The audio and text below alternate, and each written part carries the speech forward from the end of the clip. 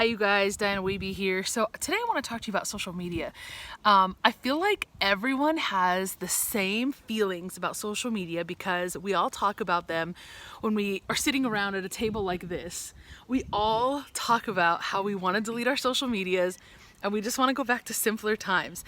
And as a millennial, I want to tell you something. That's the conversation of millennials. That's what we're saying. We're saying, what did we used to do before we had phones?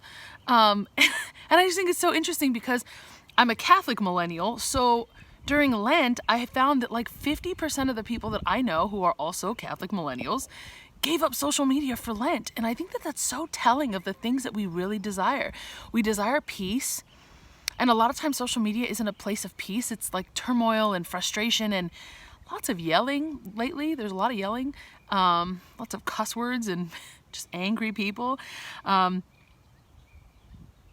And if you're honest with yourself, I think you want the same thing. And I want to share with you something that that's been happening with me. So I've kind of been off the grid, if you will. I've been off of social media for a little bit, and I've been taking like these little breaks. And this is something that I've felt called to do a long time ago, and it's taken a really long time for me to actually do it.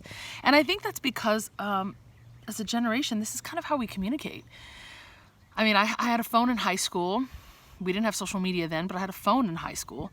And since then, it was like text, AOL chat, and then it, from dial-up, and then it moved on from there. And so a lot of times I think it's scary for us to let go of the thing we know most. I worked in secular radio for iHeartMedia for 8 years, and this is how we advertised. This is how we communicated with the public via social media. It's like we were doing radio, but then we were also doing social media at the same time. Like it was how we promoted that we had an artist in studio. It was how we got the word out of new promotions or giveaways. I mean, it's a part of our life, and I've been giving up social media a lot more. And I realized the other day that I'm not taking any selfies. I used to look through my phone in my photos, and I would find that I had a lot of selfies.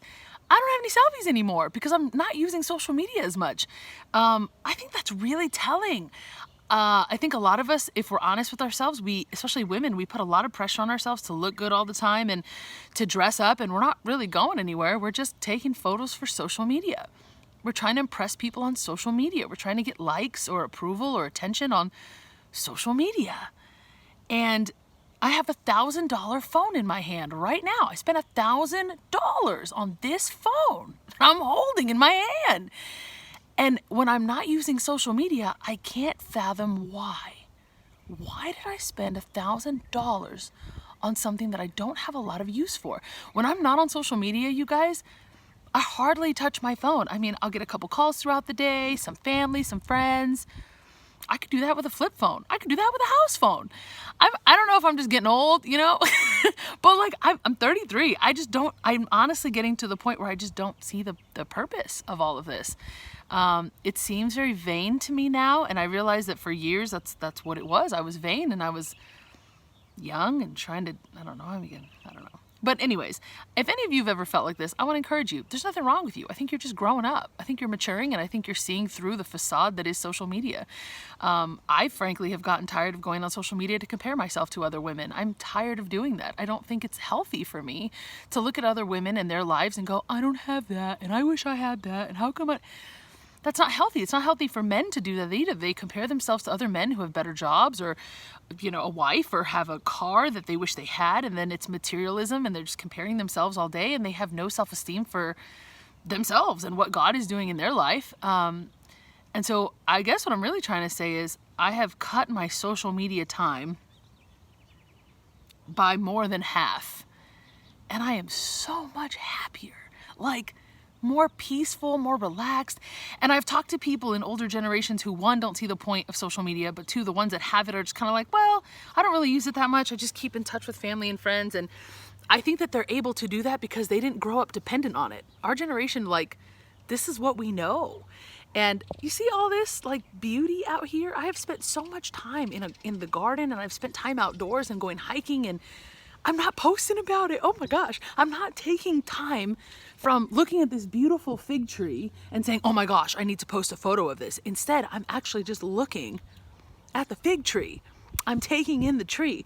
Like I'm looking at this cross and I'm going, you know, I can pray and I can focus on the moment instead of I got to get a really cool photo to post for social media about this prayer moment that I just had.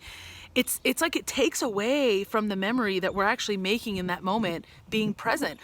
And as I look at this $1,000 phone in my hand, I'm thinking, when I'm not on social media, YouTube included, but mostly Instagram, Facebook. I deleted Snapchat forever ago, but mostly Instagram and Facebook. When I'm not on those two platforms, I really don't use my phone very much. You know, I stream my radio station from there.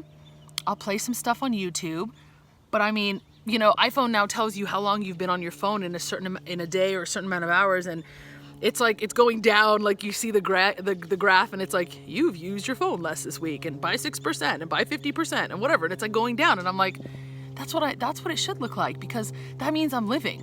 That means I'm having face-to-face conversations. And social media has its place, I think, but I don't know that as a society with the rate of anxiety and depression, I don't know that we've learned what the place of social media is.